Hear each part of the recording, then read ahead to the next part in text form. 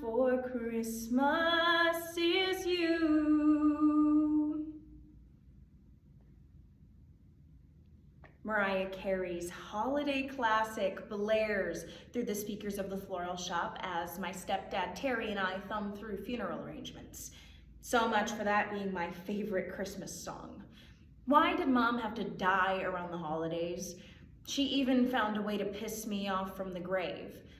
The last time my mom and I had fun, had really laughed, was about a year after I started working at this university just a couple hours outside of Chicago. It was then that I started writing this narrative ethnographic paper detailing my family. She drove down to visit me and we took a train to the city. We visited the Museum of Science and Industry, walked along the rocks of Lake Michigan, ate hot dogs at Wrigleyville, and enjoyed a Kathleen Edwards show at the Metro. Before I know it, my mom makes herself comfy with the opening band. They look my age, but Mom has always enjoyed the social lubrication of a few cocktails. They give an ease about her that makes everybody want to be her best friend. Mom picked out her casket earlier this autumn, a metallic light blue, just flashy enough to represent her flair for the dramatic.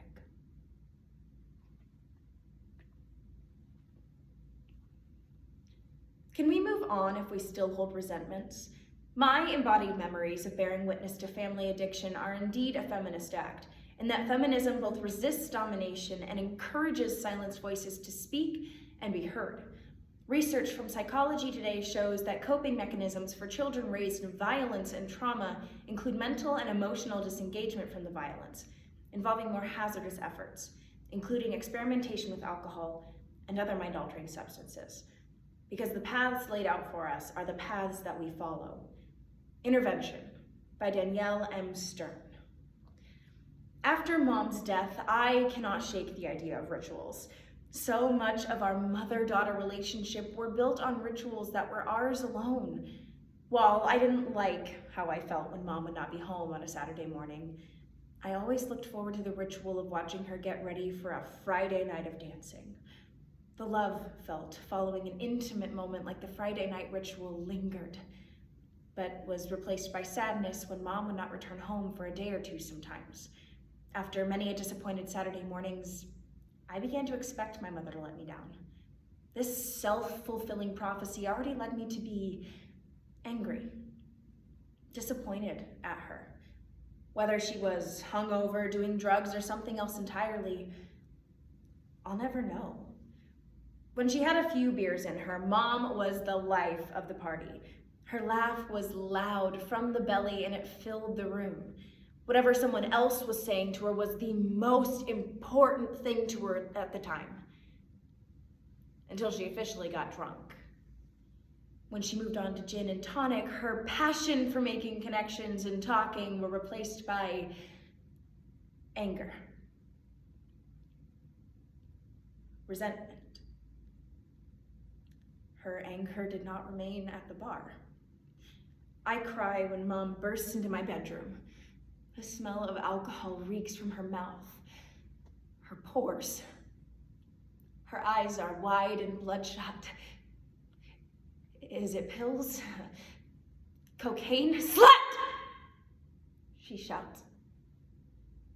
It must be cocaine, I think, as she's usually so loving to me when she is sober. You are so ungrateful! Do you know what I've been through? When she is drunk, she doesn't call me mean names or make stuff up. My boyfriend, Jeff, slept over. He fell asleep here, but I didn't mean to, and he stayed above the covers, but he hops up. I tell him to go. I'll call him later. Why should he leave now? Mom asks. You've already fucked him. Stick around, Jeff.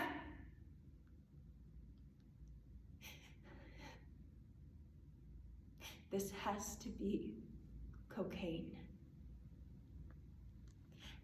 I do not know for sure. She never admitted to me that she had a problem. She referred to her cocaine use as partying.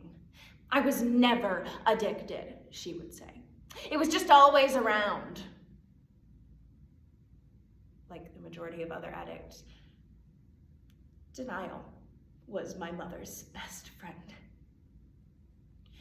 I eventually distanced myself from my mother, a sign of ill adjustment common for children of alcoholics. The uncontrollable and unpredictable nature of my chaotic family, hovering between full displays of addiction and seeming sobriety, were going to break me if I did not separate myself physically. It is a long summer before I am able to move to campus. I spend most of my time at the apartment Jeff shares with his friend from high school. Mom and I fight constantly. She does not respect me, and I do not respect her. I curse and say cruel things like, "I hate you, fuck off, why are you like this?"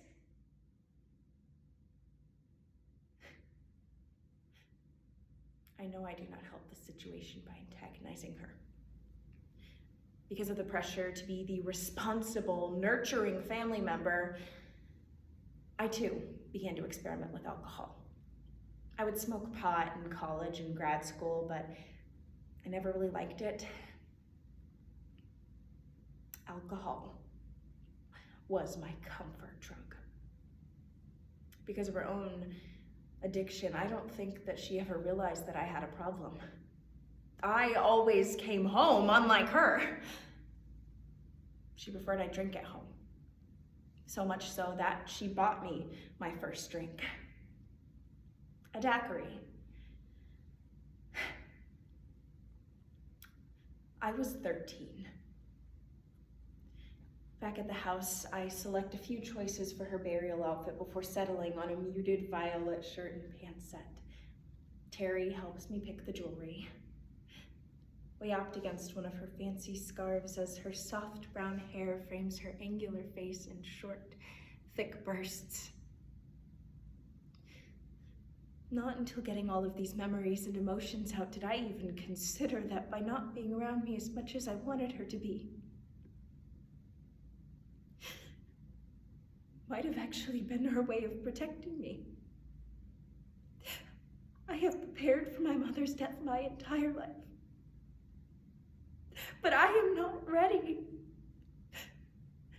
No one can understand the pain of loving an addict. I kept my feelings at bay for so many years, and I certainly never wanted Mom to die. But when she left us, the worrying finally stopped. Why do you get to be the one that's gone? You left, and here I am picking up the pieces. I can't do this anymore. Help me. You left. You gave up.